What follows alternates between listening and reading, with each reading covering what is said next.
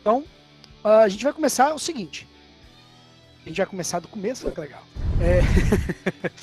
E a gente vai começar com a ideia do que é dilatação dos sólidos. Dilatação térmica dos sólidos, a gente tem que entender o seguinte. Dilatação é o aumento, né? Que a gente entende que é o aumento das dimensões de um corpo.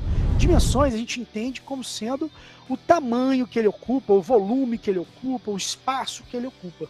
Tá legal? Então essas dimensões, as dimensões de altura, de profundidade, largura, tá legal?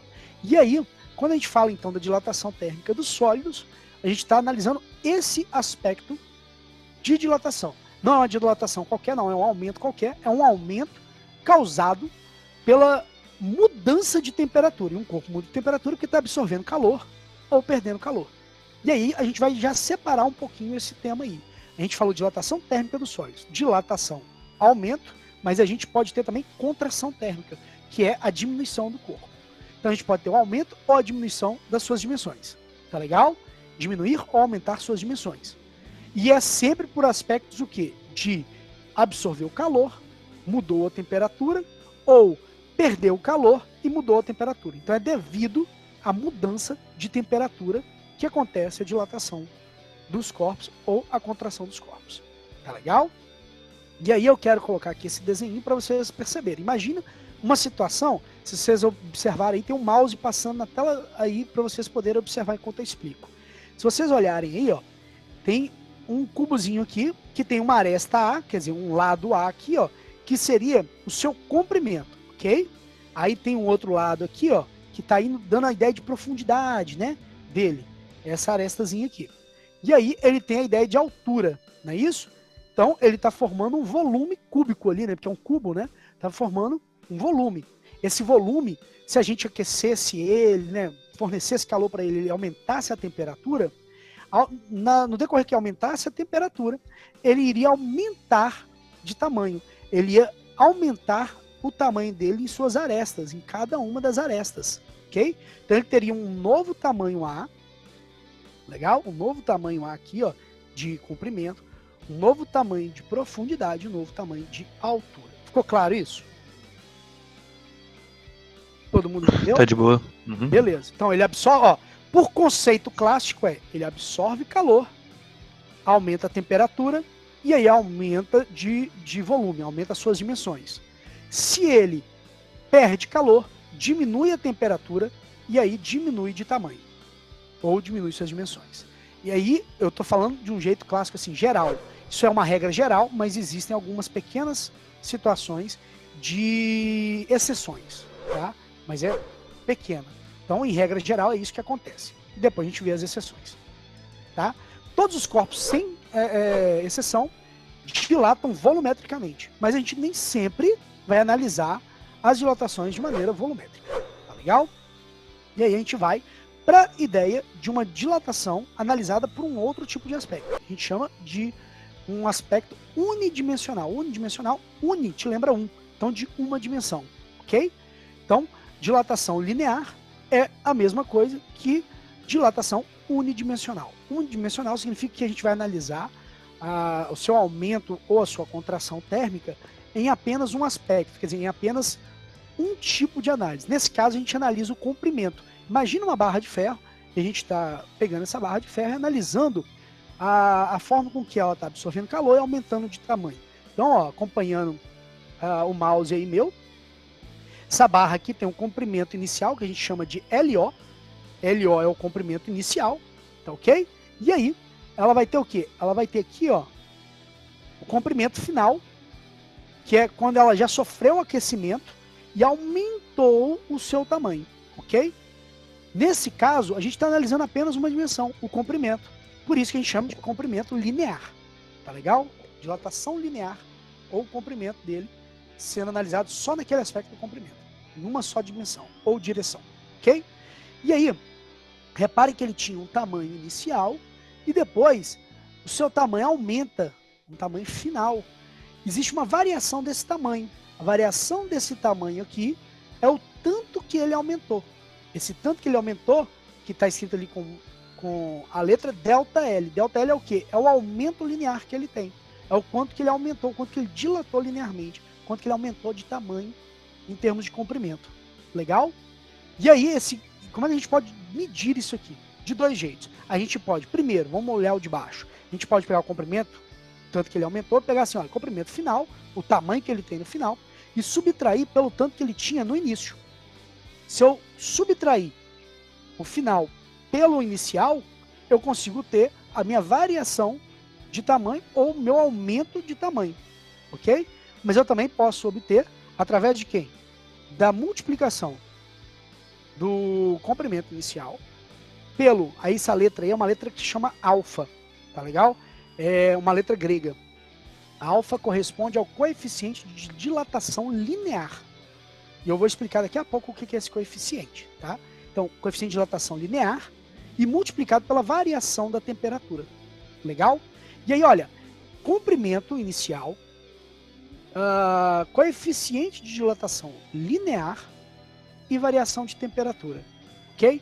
O que é o coeficiente de dilatação linear? O coeficiente de dilatação linear, ele vai dizer o seguinte, o quanto que esse objeto vai aumentar de tamanho na medida que ele vai aumentar a sua temperatura. Ou o tanto que ele vai diminuir de tamanho na medida que diminuir a sua temperatura, ok? Então, é uma razão, uma proporção que nós temos desse processo equivalente de aumento de temperatura e aumento de dimensões, ou diminuição de temperatura e diminuição de dimensões, de tamanhos, ok? Ficou alguma dúvida até aí? Então, Não. vou tocar o barco. Até agora tá ok. Tá? Qualquer coisa chama no áudio aí, porque como eu não tô vendo lá, né? Aí, Pode deixar. tá? Ninguém tá falando nada no chat, não. Tranquilo. Então vou dando sequência. E aí, olha só, existe uma análise gráfica, tá? Tem dois tipos de jeitos de ler esse gráfico. O primeiro, que eu já estou propondo, é esse cujo a gente olha a ideia da tangente, tá? E aí, deixa eu só pegar aqui Ó, o que seria a tangente, né? A tangente, eu vou tentar escrever aqui, mas tangente do ângulo φ, ele é o que? Cateto oposto. Isso é matemática, viu? Cateto adjacente. Então, é a fórmula da tangente do ângulo. Professor, que doideira, de onde isso saiu? Lá da matemática de, sei lá, 1930, mentira. Mas é lá do ensino fundamental, né? Na análise de um triângulo. E aí, olha, vamos dar uma olhada nesse gráfico, porque a gente vai ter que utilizar essa informação aqui para poder entender como funciona. Ó, aqui eu tenho quem? Aqui eu tenho o comprimento.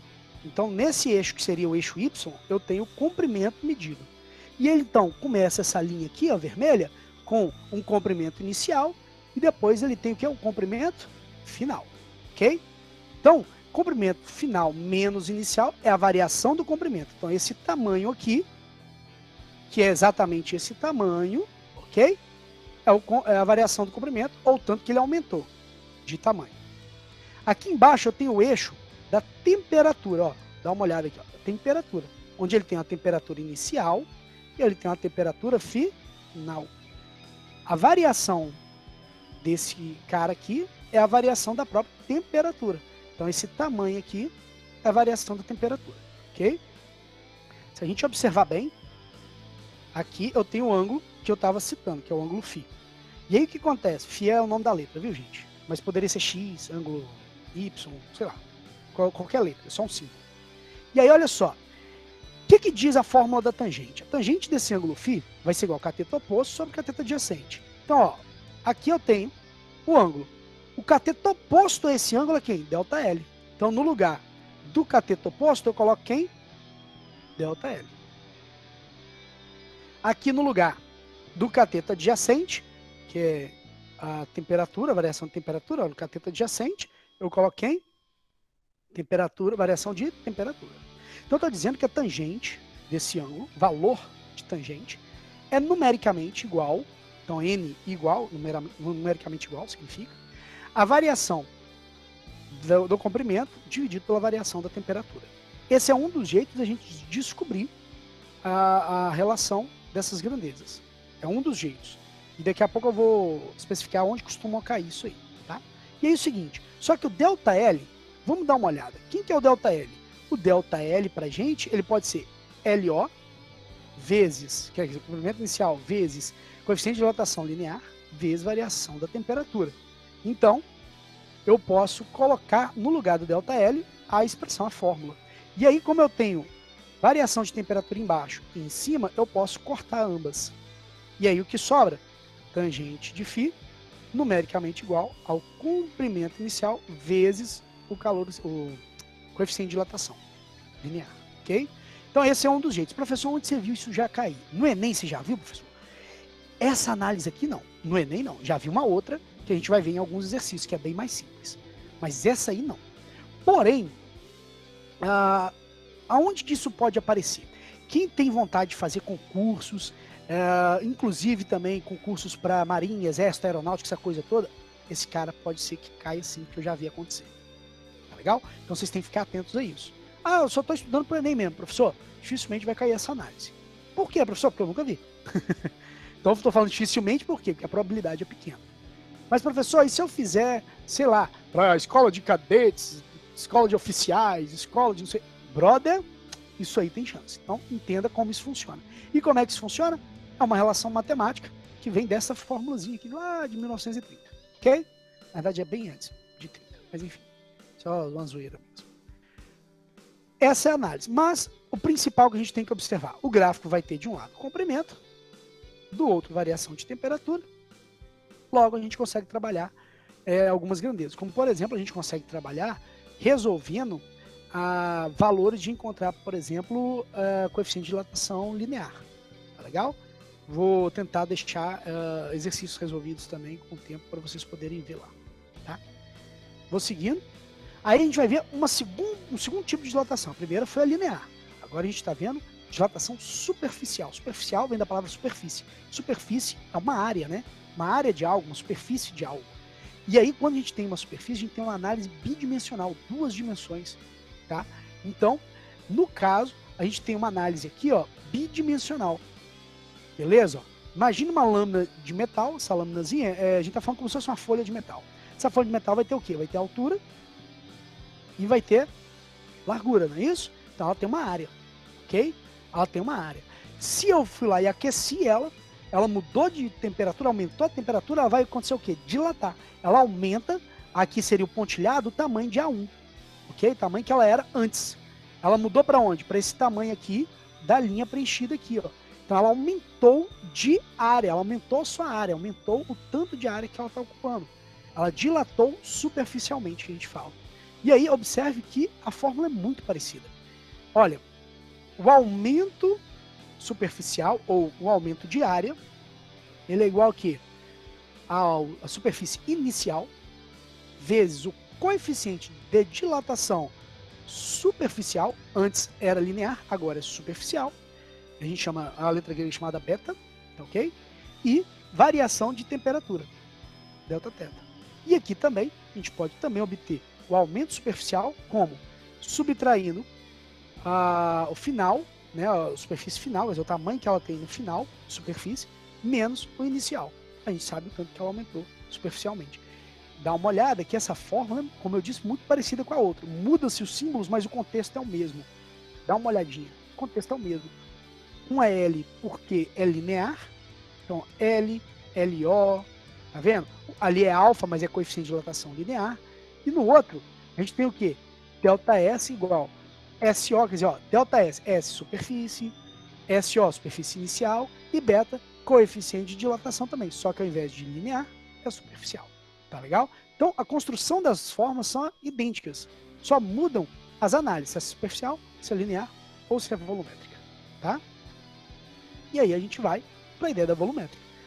Volumétrica é tridimensional. Tridimensional, 3 dimensões. Ela está analisando o quê? Todas as arestas desse nosso cubo metálico. Imagina esse cubo metálico. E por que a gente está falando de metal, né? A gente está falando de metal o tempo todo porque metal ele é um ótimo condutor térmico, então ele acaba dilatando bastante, tá? Na medida que você esquenta ele. Então, ó, aqui ó, ele tem a aresta de comprimento, de profundidade e de altura, certo? Se você aquecê-lo, ele vai aumentar suas arestas. Onde tem o pontilhado era o tamanho que ele tinha. E agora, aonde que está a linha preenchida é o tamanho que ele tem. Tá vendo? Ele aumentou de volume, ficou maior. Se ele for maior, a gente consegue medir isso. E aí a gente vai medir como? Variação do volume. Ou o aumento volumétrico, né? O tanto que ele aumentou volumetricamente, volume, vai ser igual a quem? O volume inicial desse objeto, quer dizer, aquele volume que ele tinha antes do aumento, vezes essa letra aqui é uma letra chamada gama, ela representa coeficiente de dilatação, só que no caso, para esse caso, é volumétrico. Então repare que você tem coeficiente de dilatação linear, você tem coeficiente de dilatação superficial e volumétrico. São 3 diferentes em termos de valor, mas simbolizam a mesma ideia, o tanto que ele vai aumentar em relação à variação de sua temperatura. E aí, a gente tem a variação da temperatura. A variação de volume é igual aqui, volume final menos volume inicial. Então também é o mesmo esquema das fórmulas anteriores, ok?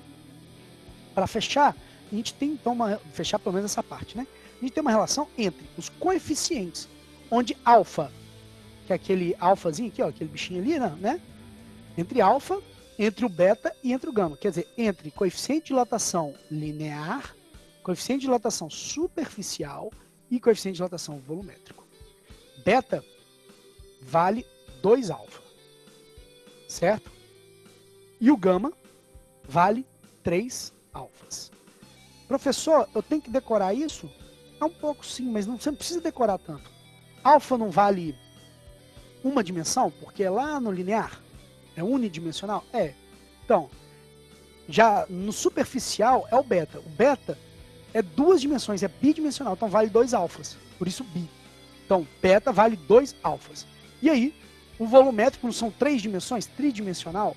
Então, o beta, o gama é tridimensional, ou o coeficiente de dilatação volumétrico, que é o gama, é tridimensional, então ele vai valer 3 alfas, quer dizer, 3 daquele que é uma só dimensão.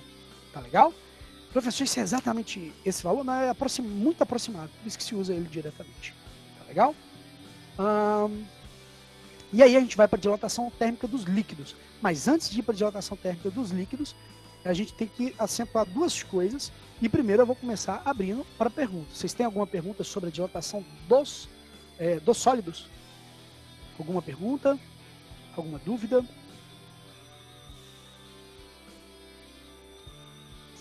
Não, ainda não, professor. Tá dando para entender legal como tá ocorrendo? Tá legal. Olha só, se eu perguntasse para vocês assim, aonde vocês observam que tem dilatação térmica? Vocês evidenciam um processo de dilatação térmica. Fala aí para nós.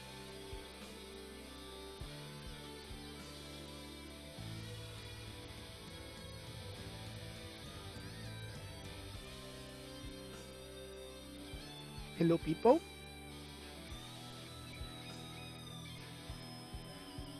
Aonde vocês já viram ter dilatação térmica? Onde vocês já perceberam que há uma dilatação do tipo térmica? Não qualquer outro tipo de dilatação, apenas térmica. Será que vocês já viram alguma coisa desse tipo? Nos fios de pote? Sim.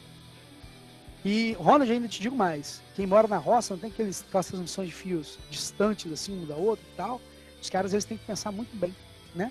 Em coeficiente de dilatação, para que não fique muito esticado e num dia em que esteja muito frio ele rebente, porque vai puxar muito, mas também, principalmente, para que ele fica meio barrigado, assim, né? E num dia muito quente ele não chegue muito próximo do chão. Que aqueles fios lá de alta tensão no meio rural são de milhares de volts, né? Então ele tem chance demais de dar descarga, inclusive com o solo, se for muito próximo. Então tem que ter um esquema ali que você calcula de maneira que a altura dele vai ser suficiente para que isso não aconteça. Né? Alguém de vocês tem a obturação no dente?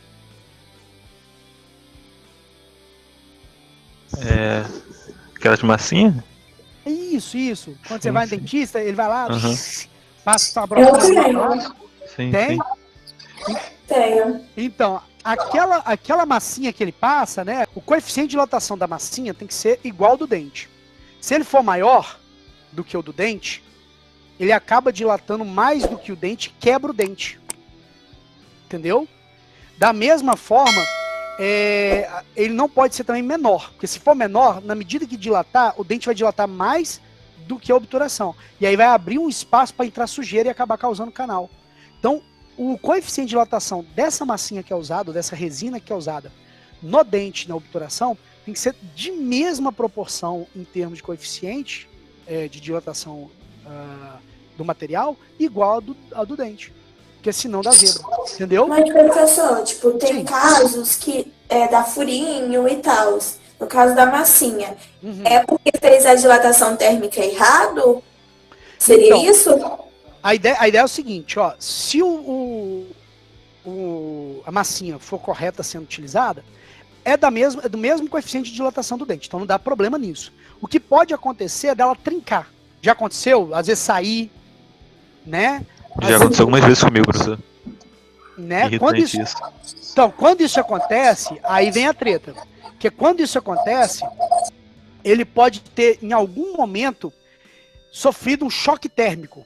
Choque térmico é quando você submete ele a uma temperatura quente, aí ele dilata rapidamente, e depois você já joga uma coisa para ele poder dar uma temperatura mais baixa ainda. E de uma vez ele contrai, aí ele trinca. Ele quebra. Isso acontece, já Quando aconteceu sai do banho comigo. quente, né? Tipo que sai do banho quente, mas o corpo não vai fazer isso, né? Mas, por exemplo, quando você toma um café geralmente você toma quente, né? Não? Café quentão, tal, aí você toma, e do nada você bebe um copo de água gelado, você tá colocando o dente, inclusive, para ter esse problema. Tem gente que trinca dente fazendo isso, cara. Só não é tão comum, porque o dente é o osso mais duro do corpo. Por isso Entendeu? que não pode comer miojo quente e depois tomar água gelada? Nesse nível de coisa, exatamente. Só que aí a obturação que é menos resistente, ela pode dar problema. Entendeu a ideia? Sacou? Você sabe que aconteceu alguma coisa na barriga. Talvez aconteça também, não tá impedido não. Né? Os antigos falavam que dava BO, essas coisas, mas eu não sabia que era por isso. Tipo, vomitava, tipo. Então, a treta é essa. O problema que pode causar é esse, entendeu? Uma coisa que eu lembro que aconteceu quando eu era moleque, sabe? Quando você é pachotinha. Meu pai, ele tava tomando café nesses copinhos tipo de massa de tomate, não tem? Esse copo de vidro de massa de tomate. Aí ele tava tomando café, aí colocou o café, a irmã colocou assim, meu Deus, né? Quem nunca, não é verdade? E aí o que acontece? Ele colocou o café assim, quintão, tomou. E aí, logo em seguida, a minha mãe pegou o copo, depois que ele acabou de tomar, e lavou. No que lavou, a água estava bem gelada, porque era uma manhã bem, bem fria, né? A água estava mais geladinha, que bateu a parte de baixo do copo, trincou todinha de descolar. Do fundo do copo, descolar do resto do copo. Sacou? Então, assim, é uma coisa também possível de acontecer. Mas por quê? Por esse choque térmico, tá? A dilatação e a contração em partes diferentes desse material foi diferente. Foi diferente por quê? Porque um esfriou mais, outro menos. Aí o material ele trinca quando ele é muito rígido. Então, ó. Aqui agora a gente vai falar dos líquidos. Os líquidos não existem dilatações lineares nem superficiais. Eles só fazem volumetricamente, ok? Só existe volumetricamente. E não só os líquidos, como os gases. Mas a gente vai estudar especificamente os líquidos, que os gases, o comportamento deles é um pouquinho mais aleatório e tudo mais. Os líquidos não, a gente consegue ter um controle. Você coloca aqui um recipiente, tipo um copo, joga água, ela ocupa aquele tamanho da água, do copo da água ali, né? Ok? Então a gente vai trabalhar dentro disso. E aí, qual que é a ideia que nós temos? Que a gente, num processo de dilatação de um líquido, o líquido ele obrigatoriamente tem que estar em um recipiente. E aí, tanto o líquido quanto o recipiente vão sofrer dilatações. Então a gente tem que começar a trabalhar nesse contexto, em que eu vou ter uma dilatação que ela é real, aquilo que realmente está acontecendo. Tipo assim, o líquido está dilatando de qualquer jeito, indiferentemente do frasco, mas eu tenho que considerar aquela que é aparente, aquela que eu consigo ver, que é a dilatação consistente ou juntamente com o vidro. Porque se o vidro está aumentando de volume, eu não consigo ver exatamente o volume que está acontecendo para o líquido. Está aumentando. Então, como é que a gente faz esse estudo? Né? A gente faz esse estudo da seguinte forma. Ó, imagina esses dois recipientes. Na verdade, é um recipiente só, mas ó, ele está a 20 graus Celsius. Atenção aí na tela para não perder, tá? Ele está a 20 graus Celsius. E aí, imagina que eu aqueci esse recipiente e ele tá até a borda com água. Tá lotado de água, até a borda. Legal? E aí ele tá aquecendo. Ele aqueceu até quanto? Até 80 graus Celsius. Repare que o recipiente dilatou também. Mas a água dentro dele também vai dilatar. Ok? Então, esse tanto de água que dilatou, a gente imagina que ela caiu aqui, ó, e a gente coletou num copo. Beleza? Esse volume de água que tem dentro desse copozinho, a gente chama de dilatação ou volume aparente do líquido. Volume que dilatou aparente. Nos parece que é ele, mas não foi só ele, porque a gente tem que levar em consideração que também o vidro dilatou. Então como é que eu vou saber a dilatação real, né, desse líquido? Eu vou ter que comparar o tanto que foi a dilatação dele e somar com a aparente. E aí sim eu vou saber qual é a dilatação do líquido. Vamos entender um pouquinho esse contexto. Ó, mesmo desenho, ok? Então, ó, o aumento volumétrico que ele tem, real, tá? Ele é igual a quem? O aumento volumétrico aparente é aquele líquidozinho que extravasou, então aquela quantidade que a gente acha que o líquido teve de aumento, mas a gente tem que considerar que teve mais. Ele teve o quê? Ele teve também o aumento do volume do frasco, por isso o F aqui, o aumento do volume desse frasco, tá legal? Se eu colocar as expressões aí dentro e trabalhar matematicamente, eu não vou me prender muito a essa parte, a gente consegue também perceber que o coeficiente de dilatação volumétrico real também vai ser igual ao coeficiente de dilatação volumétrico aparente, aquele que nos parece, mais coeficiente de dilatação do frasco. Beleza? Então a gente consegue também obter a partir disso. Tá? Então as duas expressões importantes. A primeira aqui em cima e essa última aqui embaixo. Tá? É um jeito da gente determinar a dilatação dos líquidos de maneira real, não aquela que nos parece ser. Tá bom? E aí a gente vai falar da dilatação anômala da água. Anômala é uma palavra que diz que é anormal, não é normal, é fora do normal. E a água tem um comportamento desse tipo. Aqui eu quero que vocês observem o gráfico comigo. No eixo Y, ele trata do volume que uma substância ocupa, nesse caso a água. E aqui no eixo seria o X, né? É o eixo da temperatura em Celsius. Imaginemos uma condição. Imaginemos que a temperatura aumentou de 0 até 4 graus. O que acontece quando a temperatura aumenta normalmente? Acontece o quê? Se aumenta a temperatura, aumenta-se o volume. Não é essa a ideia? Na medida que aumenta a temperatura, aumenta-se o volume. Quer dizer, aumenta o tamanho que ele ocupa, aumenta, dilata, né? Aumenta de tamanho. Só que o que acontece com a água de 0 a 4? Ela não aumenta, ela diminui de volume. Porque, olha, em 0 ela tinha esse volume aqui. Ok? Deixa eu denotar aqui com um risquinho, peraí. Ó, em 0 graus ela tinha esse volume aqui. E aí, em 4 graus, quer dizer, aumentou de 0 para 4 graus, ela tem esse volume aqui, ó. Ela não aumentou o volume, ela diminuiu o volume. Ela diminuiu até 4 graus. Então, olha, na medida que aumentou a temperatura, ela diminui o volume. É fora do normal, não é aquilo que a gente tinha conversado anteriormente, né? Então, na medida com que isso é uma reação anômala da água, quer dizer, fora do normal da água. Na medida que aumenta-se a temperatura de 0 a 4 graus, depois o comportamento é natural, normal, mas de 0 a 4 graus, se ele aumentou de 0 a 4 graus a temperatura, diminui o volume. E olha que interessante, o inverso também é propriedade. Se ele diminui a temperatura, ele aumenta o volume. Isso aí se justifica por uma coisa muito legal. Ela faz com que se permaneça lagos congelados, só na parte superficial. Porque se ele aumenta de volume de 4 graus até 0, ao invés de diminuir, ele aumenta de volume, aumentando o volume, ele diminui a densidade. Logo o gelo vai tender a ficar em cima, criando uma camada de gelo em cima nos lagos, por exemplo, e mantendo sem congelamento a parte de baixo dos lagos. Quando isso acontece, acaba com preservar a vida que tem das espécies que estão dentro do lago, peixes, plantas e tudo mais. Porque vai ter dois processos. Um que vai permanecer líquido, né, a água na parte de baixo, e a segunda é que ele cria uma coisa chamada isolamento térmico, porque gelo tem essa propriedade de ser um isolante térmico. Tá bom? E aí, a gente tem uma aplicação para fechar de dilatação térmica, que é em aparelhos elétricos. as meninas têm muito costume aí de usar chapinha, essas coisas todas, e esses aparelhos, eles costumam ir esquentando, chega numa temperatura, ele desliga. Aí quando começa a esfriar demais, ele vai e liga de novo. E ele faz isso sozinho, você não precisa ir lá e ligar e desligar não. Né? Isso acontece como? É porque ele tem um relé termostático. Esse relé termostático, ele é feito de uma lâmina bimetálica. O que é bimetálico? Ele tem um metal de um lado e um outro metal do outro. Cada um com um tipo quê? Com um tipo de dilatação térmica específica. De maneira que uma de suas faces, cada um, né, tem as suas dilatações térmicas deles. Então, uma de suas faces, ele, no processo que vai até o aquecimento, ele vai dobrar. Ele vai dobrar porque ele vai tender a uma que tem menor coeficiente de dilatação, não vai crescer o suficiente, a outra vai acabar fazendo ele dobrar por cima. E aí acaba criando esse tipo de conexão de circuito.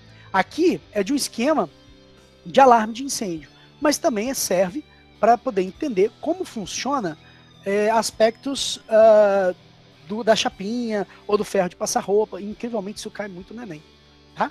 Repare o seguinte, na medida que esquenta, por exemplo, essa lâmina, ela vai passar a tocar o fio no alarme, tá vendo? E aí quando toca o fio, ele cria corrente elétrica que vai passar através do circuito e tocar a sirene. Isso também seria válido para ferro de passar ou para a ideia de chapinhas e coisa do tipo. Por quê? Porque aí seria o inverso, né? Ao invés dele estar tocando, ele vai deixar de tocar. E aí vai desligar o circuito. Tá legal? Aí algumas aplicações. A gente tem nos encontros entre trilhos, tá? Eles têm que ter uma folguinha ali para poder não tocar um ao outro, porque na medida que dilatar eles não vão tocar, porque senão pode ocorrer deformações. A gente tem também ripas de madeira para piso ou coisa do tipo. Tem que ter um espaçamentozinho, não só de madeiras, né? Mas também, ó, tá vendo? Tem uns espaçamentos. Para quê? Para que na medida que dilata, um não bata no outro, deforme o outro. E é isso aí, meu povo. Era o que eu tinha para falar sobre dilatação. Conseguiram entender aí? Sim, professor. Alô? Sim. Alô? Sim, professor, conseguimos. Sim. E foi um prazer ter vocês aqui. Saudades. Some não, nós é muito doido. Valeu, professor. Valeu, professor. Tudo de bom, gente. Um abraço pra vocês.